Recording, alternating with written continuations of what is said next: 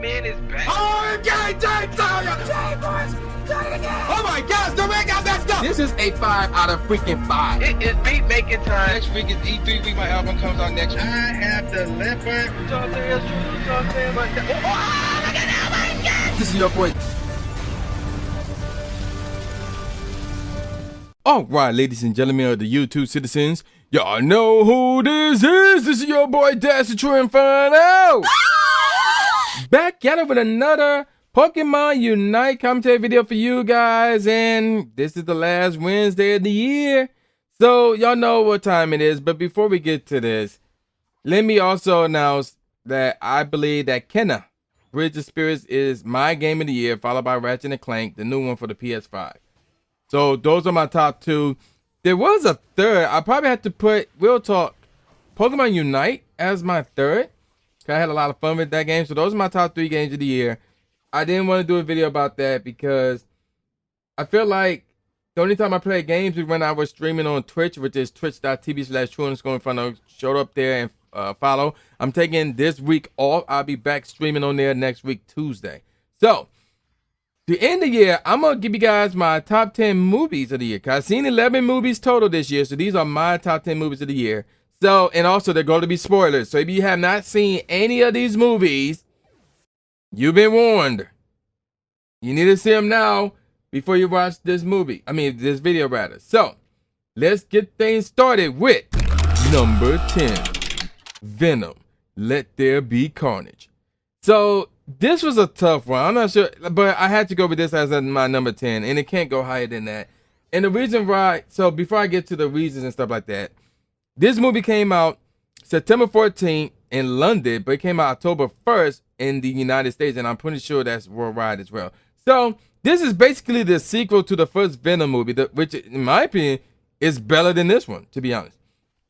Now, I will admit, when this was first announced and Carnage was going to be the main antagonist, you know, Carnage is dope. To me, Carnage is like, is he... Okay, so this is Marvel, so who would be the top dog to worry about a Marvel? We got Thanos, we got Galactus, we got Onslaught.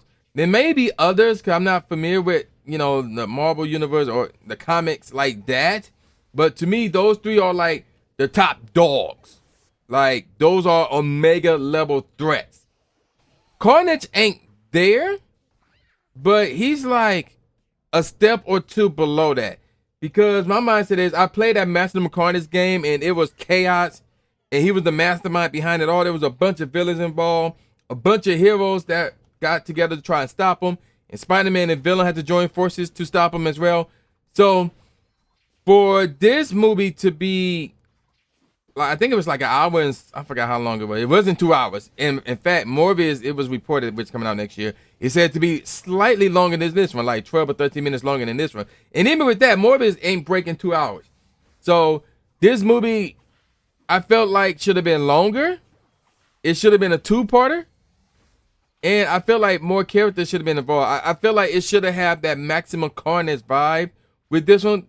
And instead, it was basically a tag team affair, if memory serves me correctly, if I recall how the movie went. And it's not, it wasn't even that. It was like, obviously you got Venom against Carnage, and of course their hosts are going against each other. But then Carnage had that one chick who, when she screams, you know, it's like a sonic ray come from her mouth. And so you probably think of Black Canary from DC. So yes, I forgot her name, what her name is in the Marvel world, but she was also in the Maximum Carnage game. And then of course, on the hero side, you used to have regular humans. And it was like, I feel like Carnage is too big of a character, of an antagonist, to be reduced to this movie. That's how I feel. Obviously, I don't know. Like, they didn't do Carnage right in this movie, in my opinion. I felt like the build-up should have been more. I felt like the movie should have been longer. It might even should have had a 2-parter, because I think Carnage is that big of a deal. Carnage is that big of a deal. He should have been lingering around multiple movies like Thanos. Maybe not to the amount, but he should have been around plotting and stuff like that. And I feel like they did not do Carnage right here. And how the movie ended, basically saying, unless they again the multiverse get involved, but there will be no Carnage in the future. So a Spider-Man versus Carnage scenario I don't think it's going to happen again unless the multiverse is involved. So now that Spider-Man is involved with the multiverse, it's a possibility that Carnage could get involved as well. That is still a thing. That is still a possibility. But at this point in time, it's like, I don't know. I don't like it. I don't like how this movie played out. Aside from that, it was a good movie because also another thing that was going on was the relationship between Eddie Brock and the symbiote. So that was another interesting thing as well. So a lot was going on here, not to mention Eddie's ex-girl was getting married to, I forgot his name. So there's a lot going on in this movie, but it wasn't all over the place. So there was like 3 things that was going on here.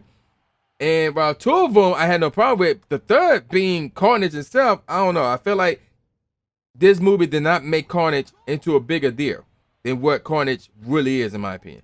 So, and of course, the lack of Spider-Man did not help this movie at all. Again, I don't know. Like, some people might say, who are familiar with the comics, might say, well, Carnage is a Venom character or a Venom nemesis, if you want to go that route, I guess. But still, from a guy who played Maximum Carnage, who watched Spider-Man, the animated series that had Venom and Carnage in it, and seeing all this stuff involving Spider-Man and Carnage together, it was like, yeah, I don't know. The lack of Spider-Man here hurts this movie a lot, in my opinion. All right, let's move on to number 9, The Eternals. So this joint came out October 18, 2001 in Dolby Theaters, but about a few weeks later, it came out on November 5th in the United States. So, again, a guy who is not all that familiar with the Marvel comics and things of that nature. So, I'm not familiar with the Eternals at all. I have no clue who they are. I had no clue about their story, anything like that. What I do know is that when they were having a movie, and this was a Marvel movie, part of the Marvel Cinema Universe, I'm like, okay, I have to go watch this. And I watched it. So, and the story here was, I think they call it Deviants. They was like running amok. But then the issue was their boss pretty much want them to destroy the planet to try and make the universe better. But the Eternals were split in terms of whether they should follow their boss's orders or because they've been on Earth for I don't know how long, for a really long time. It was like, yeah, they don't want that to happen because they got family on Earth now. They like the Earth and things of that nature. So there was conflict between the Eternals to the point where they end up, some of the members end up going against the rest of the squad. And of course, some of them died as well because of the deviant. And they had to deal with that main deviant as well. Again, it was a scenario where there was a lot going on here, but it didn't mesh together, in my opinion. So my thing was that the 2 individuals from the Eternals who sided with their boss, they became the antagonists pretty much.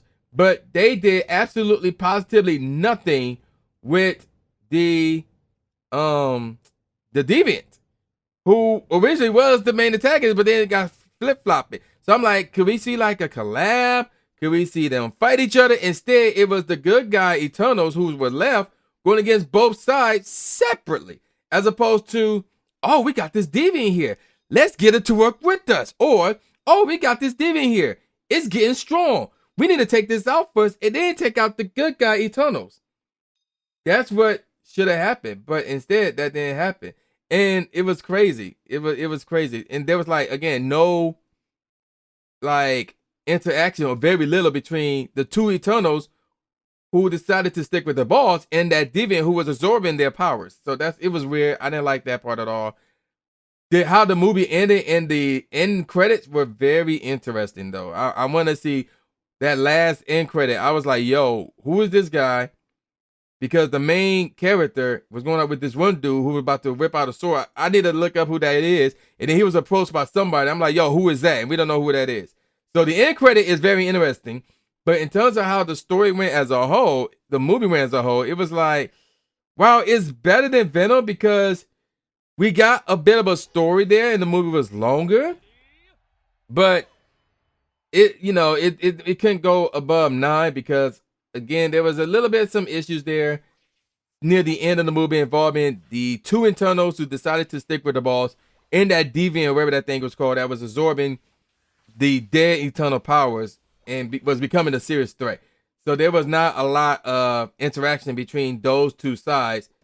And again, I didn't like that part. Now let's move on to number 8, Godzilla vs. Kong. This joint came out March 21st, 2001 internationally. And then 7 days later, March 31st, came out in the United States. So, I'll be honest, right? I did see all of the Kong movies. No, wrong one. I did see all of the Godzilla movies. I have not seen any of the Kong movies.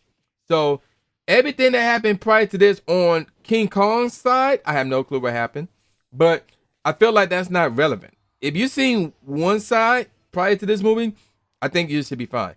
So, this was a good movie. I like this one. Because now the thing is, with this one, Godzilla and Kong are aware of each other. In this case, really, Godzilla is more aware of Kong and is trying to fight Kong. Because remember, at this point, Godzilla is now the king of monsters. But you have Kong here who is like, that's a thing? Nah, bruh.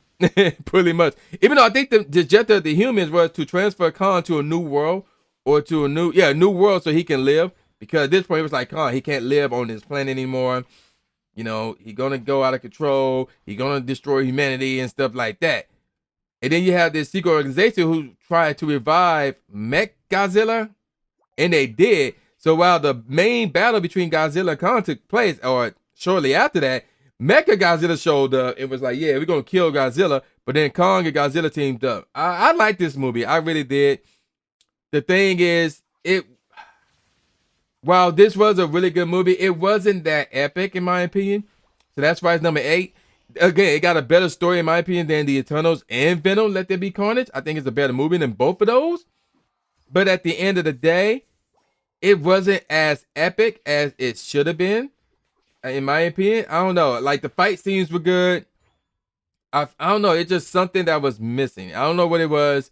But I feel like these other 7 movies that I'm about to name were much better than Godzilla vs. Kong. And that's pretty much when it comes down to. Was this movie better than any of the 7? In terms of whether or not it should have been ranked higher than 7 or not? And the answer to me was no. It wasn't. But nevertheless, Godzilla vs. Kong, great movie. That's all I'm going to say about that. Let's move on rather to number 7. The Matrix Resurrections. So this joint came out December 16th of this year in Toronto.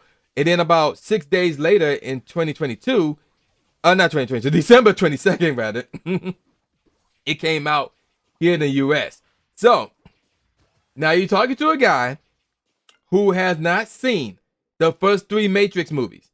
But I heard this was coming out. I'm like, oh, wait a minute. We may have to check this out right here. We may have to watch this. So, I did. And the funny thing is, I watched this the same day as I watched The Kingsman. More of that later. So, what happened here is this. Neo was revived and was rescued by Morbius and his allies. Now, the one thing about this movie, I don't know, is because they were saying a lot of mumbo jumbo that I didn't understand because I didn't watch the first 3 movies, whatever the case may be. But the thing that got me was they really did, in my opinion, they did not do a good job explaining what happened in the first 3 movies. Like, or not the first 3 movies, but why is it that Neo and Trinity were in those pods? Maybe it went over my head, or they did not do a good job explaining it. But either way, it was like, how did they get in those pods? What happened to them that got them in those pods? I feel like the movie didn't do a good job explaining it. Again, it could be me. It could have just went over my head. I don't know. That might have happened. But either way, they got Neo out, and then what ended up happening was there's a possibility that Trinity was alive, so the squad had to go back to try and get Trinity, and against the forces of evil, and this is the part that's confused me as well. So originally, obviously, Agent Smith, we all know, whether you've seen The Matrix or not, we all know that Agent Smith and his Smith Army, if you want to call it that, they're the bad guys. But you got this one dude who was pretending to be Neo's psychologist or whatever. What happened was this dude was the main antagonist. And it got to the point where, if memory serves me correctly, Agent Smith sided with Neo and Trinity near the end of the movie. And I'm like, what the heck? So it just came out of nowhere. Assuming I got these characters right. I might have gotten this wrong. Again, I'm not exactly, I'm a Matrix noob, I guess you could say that. But the fact that this character who been trying to kill the heroes all of a sudden, just out the blue, now is working along to a degree, is working alongside the heroes. I'm like, what the heck? Like, where did this come from? Can we get an explanation for that? So there was that issue. And, and despite that, it was still a good movie. I like the story. Trying to get Neo back and then trying to but get Trinity back as well and surviving. I really like this movie. The one thing that they talked about that wasn't really pushed was, so you got the Neo and his allies. They got their boss.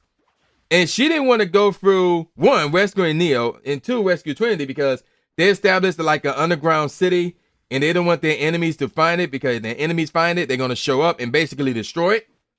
And so that was her worry. So I'm like, could we got a scenario where the enemies figured out, based on our heroes' actions, hey, they got an underground city over there. While they're here, let's go over there and try to take it over. Here we got a scenario like that, and then they could have been like, oh, wait a minute. We got Trinity back, but now they're trying to take over the base. We got to stop them. I feel like we should have got a scenario like that. We didn't, again, unless we did. Nah, we didn't. We did not get a scenario like that. So, but despite that, it was still a good movie. I really like it. And I like how the story, I like how they told the story involving basically the resurrection of Neo. And ultimately, now the one thing about Trinity is this. There was that one scene where her and Neo met, and in this digital world that she was in, because Neo was there too, but he broke out. Trinity was there, and her name in there was Tiffany.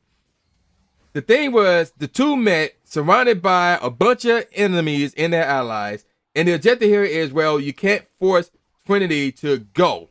Like, she had to make that choice on her own. And originally, and of course, in this world, Trinity, known as Tiffany, had a family. And the family came in and said, yo, something happened to the kid. We got to go, blah, blah, blah.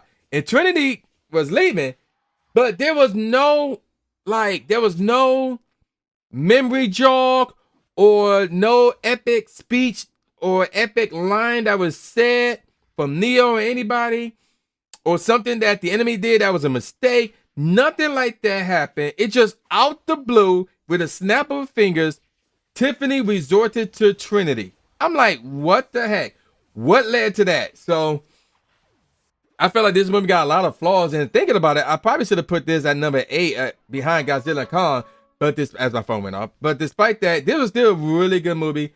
I really like this movie, and that's why it is barely at number 7 ahead of Godzilla vs. Kong. But it can't go higher than 6 because of all those flaws and all those question marks that I have. Again, some of it might be because I'm a Matrix noob and I didn't see the first 3 movies. So that might have been a reason why. And that's why I give it an edge over Godzilla vs. Kong, because it's somewhat like a pass, because I haven't seen the previous movies.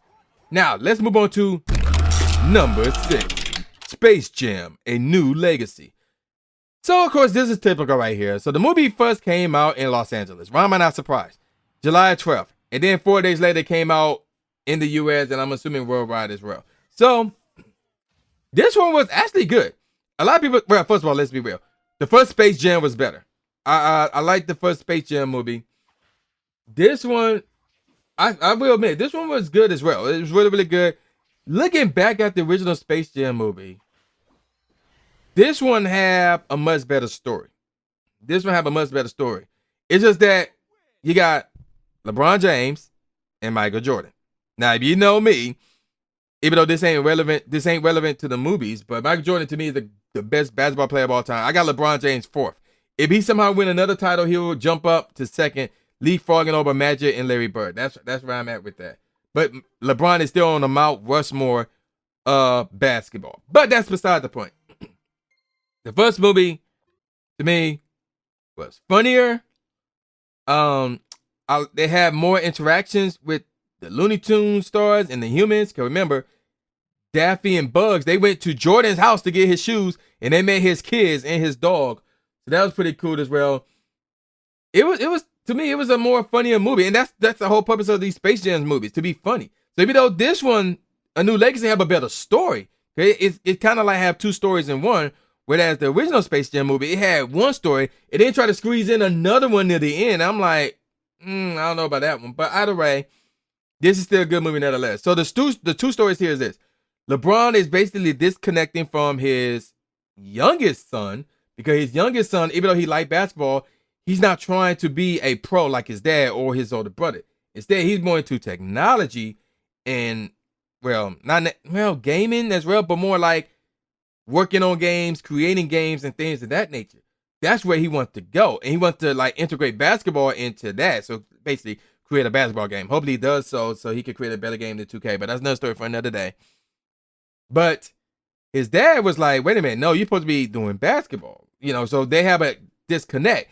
And it led to this game being created as his son teams up with the enemy, with the main antagonist in his squad to go against LeBron and the Looney Tunes. Now, the other story here was the Looney Tunes, for some odd reason, they separated. I have no clue. I don't recall why they separated, but they just, I guess, to pursue new things. That's really the only reason. It wasn't like, oh, they hate each other. It was like, yo, they wanted to pursue new things. I think that was the reason why they separated. So they had to bring them back, and they had to get used to working together again. LeBron, however, there was an issue about him. He like want to do things his way since he's the pro. He's the greatest basketball player on the planet and all that jazz. And the Looney Tunes was like, that's not going to fly here. And it didn't. And it didn't at first. But then when he realized that, then they started to make that epic comeback and they actually won the game. And LeBron won his son over, so he deferred over to that squad and things of that nature. So again, it was a great movie. Like, it was a really, really good movie. So I got this at number 6. And the reason why it's not higher than 6 is because, again, same thing with Godzilla vs. Kong. Even though it was a great movie, it was a better movie than Godzilla vs. Kong, better movie than The Matrix. It wasn't that epic to the point where, oh, you should shoot this up in the top 5. That's how I feel about Space Jam: A New Legacy. But again, it was an underrated movie. In fact, I would probably look at this real talk and say this is the second most underrated movie of the year. There's another movie that's high on this list that is the most underrated movie of the year. But this one, probably second, because the thing is, everybody knew about this movie, but a lot of people were not giving it a chance because again, it's Space Jam and it's LeBron. So it's like, but despite that, it's still a great movie. Now let's move on to number 5, Black Widow. So this joint came out June 29th as world premieres rather. It then came out July 9th in the US. I'm assuming again that's worldwide right there. So this was told before the Black Widow Natasha died in, what was that? Endgame. So if you've seen Endgame, you saw what happened. But this story was told years before Endgame, and I don't remember exactly when this was told, but apparently she was still with an Avenger. So because, you know, her sister was mocking her for those Avenger-like poses and things of that nature. So there was obviously we got the issue of the family getting together. There was the issue of trust because they had a crappy childhood. Natasha and her younger sister and all that jazz. So they had to get together and work together to stop a common enemy. And again, if you're like big into Marvel comics, I don't know who this enemy is. So I'm like, yo, who is this guy? But at the point, I let it slide because he was serious enough. They presented him as a serious threat because he created all these evil baby dolls, agents that would go around and kill people and do stuff, blah, blah, blah. And of course, Natasha's sister was one of them before. I think Natasha brought the spell on her, something like that. And of course, Natasha have a history with them, if memory serves it correctly. So this dude is serious enough. He is serious of a threat to the point where I let it slide. But me personally, I'm like, yo, who is this guy? Like, what history does he have within Marvel? You know, who is this guy? So, but aside from that, it's still a good story. There were some funny moments in there as well. The fight scenes were really, really good. I really like this movie. Again, it was a slightly better movie than Space Jam, but it wasn't like a top 4 movie. So, Black Widow, great movie. Deserved to be top 5, but at the number 5 spot only. Now let's move on to number 4. F9, Fast and Furious 9. This joint came out May 19th in South Korea, of all places. So that's interesting. It then June 25th, over a month later, it came out in the US, and I'm assuming that's worldwide as well. So now we get a twist. So once upon a time, oh guys, it's just getting crazy. Once upon a time, it was simple. You steal cars, you race, things of that nature. But now it's just evolved into we got to save the world. We got to save the world. We got to save the world. You know, from these whatever terrorists or whatever, blah blah blah. And along the way, Dom's girlfriend died. Dom hook up with a cop. Dom girlfriend is actually alive. Dom and that cop had a baby. And of course, Dom's cop girl got killed. And now Dom got a brother. I'm like, dang, they just keep adding on and on and on. And I'm like, what the heck? But either way, this was a good movie because the brother is like a main character that's trying to kill Dom in this joint. But near the end, obviously, Dom obviously felt like, well, not Dom, but his brother, he was used pretty much and was like, yo, you're disposable now, so we're just going to get rid of you, blah, blah, blah.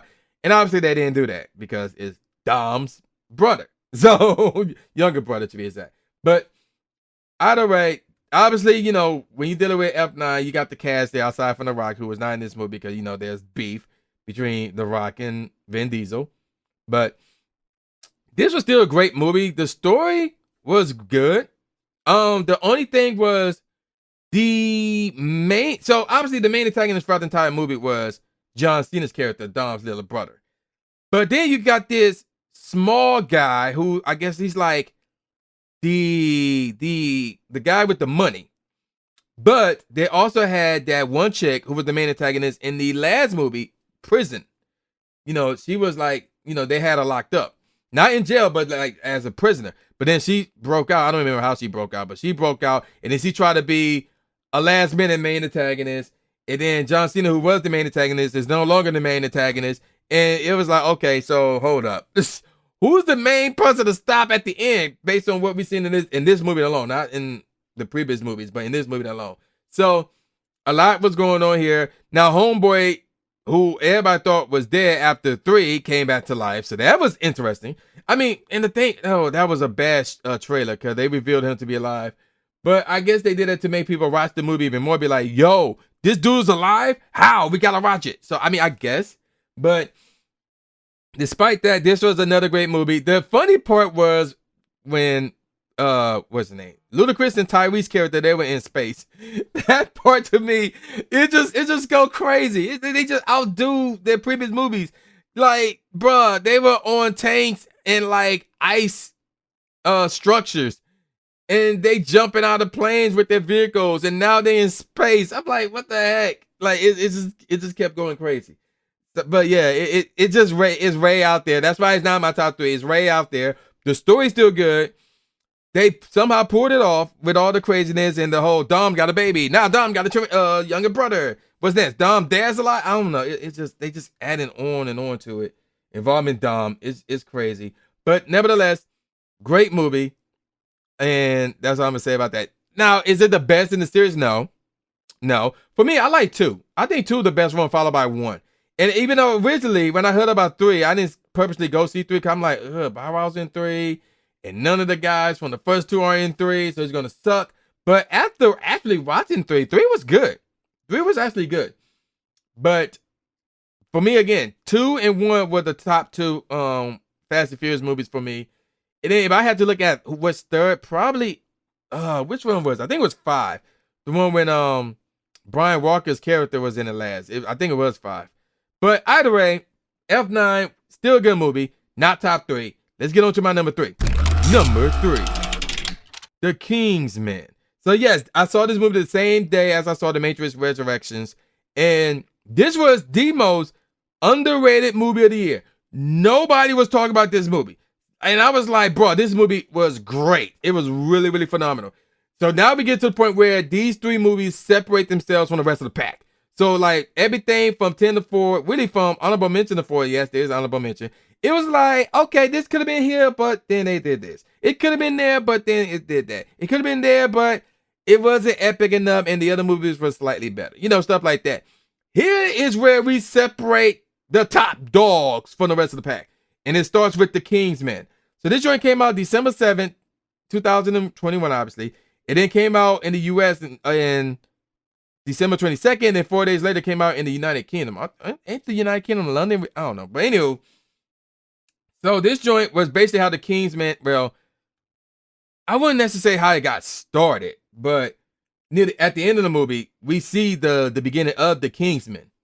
But I guess it started as one guy who was basically the King's man, even though he wasn't referring to himself as that. So he had a son who wants to go to war and serve his country. And of course, his mother and of course the King's man's wife died a long time ago. But so basically, the son wants to go to war. The father was like, no, I've been to war. I've been there, done that. It's too much of a hassle to go kill, blah, blah, blah, stuff like that. I made a promise to your mother to not introduce you to war and stuff like that. Because that's what she wanted him to do. But he tricked his father to not only go to war, but to go to he reached the age where he could do whatever he want. But he didn't even necessarily trick his father. He tricked his what is it, army? Just because he was supposed to be sent back home, but instead he tricked them and said, like, no, I'm going to the front line. And he barely survived the battle, but then there was issue and he got hit up with friendly fire. Like, right between the eyes. I'm like, gun dang. I did not see that happen. I thought he was going to survive this. Nope, he did not. So there's a bit of a twist because now you got the mastermind behind the enemy known as the Shepherd. I guess this is the original Shepherd. And it was like, yo, who is the Shepherd? And it's somebody who was working with the heroes, naturally. So it was a great movie. The action scene was crazy. A lot of blood and gore. Not as much as the previous two, which is good because they went crazy with the blood and the gore and stuff, especially in 1 and 2, to be honest. But they cut back on it in 3. I think that was cool. But a lot was going on here. Obviously, the issue between the father and the son, with the son wanting to go to war, stuff like that. It was a very well told movie. And there's an end credit involving Hitler. So there's going to be another Kingsman movie. And I can't wait to see that one. But either way, The Kingsman, a phenomenal movie. And it was not top 2, though. It did not make my top 2 because these two movies were just simply better. It wasn't because of, oh, The Kingsman should have done this. No, these two movies were just simply better. But The Kingsman, top 3. Number 3 movie of the year. And the most underrated movie of the year. Let's move on to number 2. Sanchi and the Legend of the Ten Rings. So you know this is going to be one of those two. And you know what number 1 is at this point. Unless it's, it ain't honorable mention. But anywho, Sanchi came out 2 days before my birthday, which is August 16th. And it came out in Los Angeles. And then it came out September 3rd in the US. And again, I'm assuming that's worldwide. So this one was a really good movie. Again, now the difference here was, here's the thing about Sanchi. Just like the Internals, I'm not familiar with Sanchi in the Marvel comics or anything like that because I don't read comics like that. If I'm familiar with a Marvel superhero or DC for that matter, it's because I've seen the cartoon or I played the video game. And the Internals and Shang-Chi was not introduced to me like that. They were both introduced to me this year via movies. So what's the difference between the Internals and Shang-Chi? Shang-Chi was just a much better movie. It was a really great movie.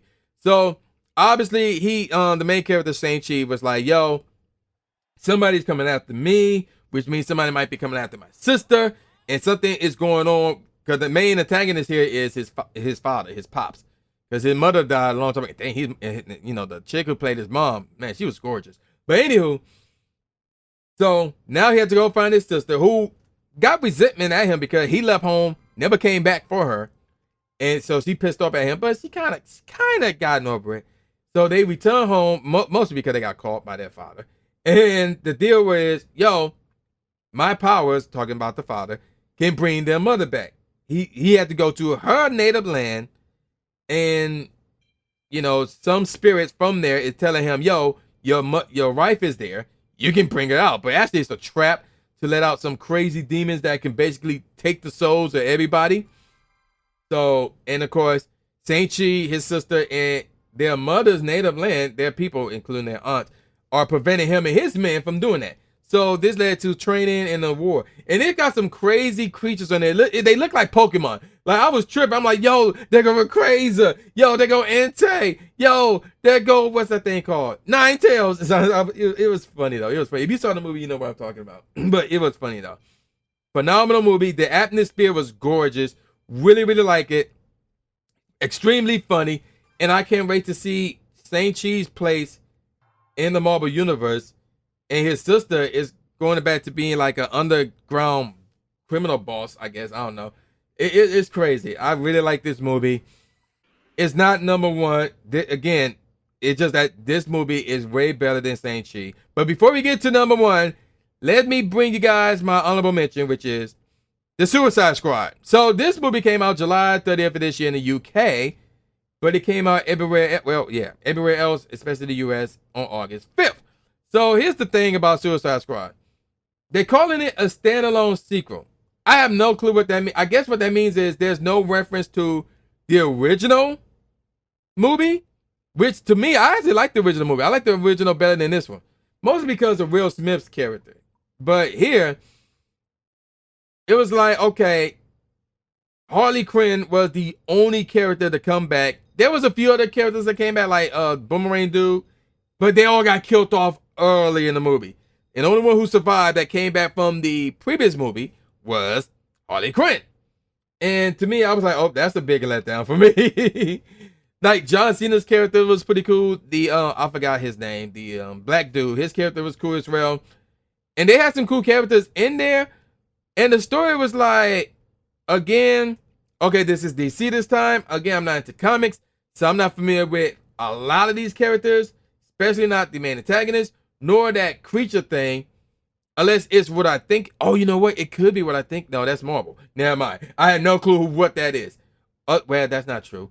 It could be that one thing that was mentioned in Justice League, the Star thing, and then Batman Beyond, the Star thing that takes over your body and stuff like that. The only thing is, like, if memory says correctly, if you kill them, then you kill their host, which sucks. But either way, Suicide Squad, the sequel rather, it's a good movie. It's just not top 10 in my opinion. Now let's move on to number one, Spider-Man No Way Home. This is obvious. I mean, this is obvious. Not only is this the movie of the year, but this is one of the best Marvel movies ever. Like, one of the best. I don't know about the best. I have to look back because I still like that Miles Morales Spider-Man movie. I like that one slightly better. And then, of course, there's some other Marvel cinematic movies that might top this one. I don't know. I had to look back and see. But this is movie of the year. So this joint came out December 13th at Fox Village Theater, wherever that is. And it came, probably in LA. And it came out December 17th in the US and basically everywhere. So the interesting thing about this movie was that there was no definitive main antagonist here. So it starts off with all these other villains from basically the past Spider-Man movies. So we're talking Dr. Octopus rather. We're talking the Green Goblin. We're talking Sandman. We're talking Electro. We're talking Lizard. They all came to this dimension because of an issue involving Spider-Man. So if you recall, everybody knows who Spider-Man is. His life is miserable. His friends' lives are miserable. And of course, his main life is miserable. So he went to Dr. Strange to say, yo, can you create a spell to make people forget that I'm Spider-Man? So he was like, okay, so everybody will forget. And this is dumb on Peter's part. He should have said everybody except for a few certain people. Because now he constantly had to get him to change the spell. Like, except for what's his name? Mary J, except for Ned, except for Aunt May, except for this, except for the, and then the spell got messed up to the point where now all these villains came over to their dimension, and if they don't fix it and send them back, then obviously their world, their dimension could get destroyed. And then, of course, the best part to me was the two Spider-Man showing up as well. From the first three movies and then the Amazing Spider-Man, they showed up as well. Really, really dope. Their stories that they told each other is really dope. It's hilarious. I like the fact how, like, the first Spider-Man, he like, that Rebin, that's him. While the other two, they created their own Rebin. They look at him like, yo, are you serious? To me, that's funny. To me, there was a lot of funny moments in there. Daredevil was in the movie, so that was pretty cool, too, even though it was a small cameo. But he was still in there, nevertheless. It was still cool. A lot of great movies moments, rather, in this movie. And I guess you could say the Green Goblin was the main antagonist.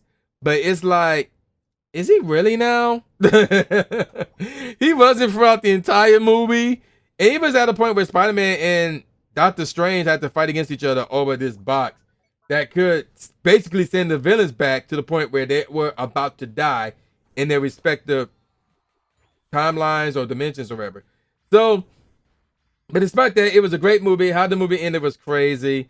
And everything that happened is crazy. And I really can't wait to see what happens, because the only thing was, while Eddie Brock himself it was teased in that Venom Let It Be Carnage that he was going to interact with Spider-Man in this movie, or at some point. He got sent back too, but some of that symbiote remained. So we could see a scenario where after the next Spider-Man movie, well, this one, because they talk about some bringing back the Amazing Spider-Man and the original Spider-Man too. But with this Spider-Man, we talking about the Black Spider showing up, and I ain't talking about Miles Morales. So, either way, this was a phenomenal movie. I really liked it. My phone went off again. To me, it's the best movie of the year, and I have to double check to see where is that in regarding to it plays in Marvel movies history. Like, where is it at in that regard? So, Spider-Man No Way Home, the best movie of the year. I'm going to call it a wrap because this is a long video. So, with all that said, y'all know who this is. This is boy New Jay Gatsby, a.k.a. the new Stimmy Smith, saying peace out, y'all, and I'll see y'all next time. Yeah.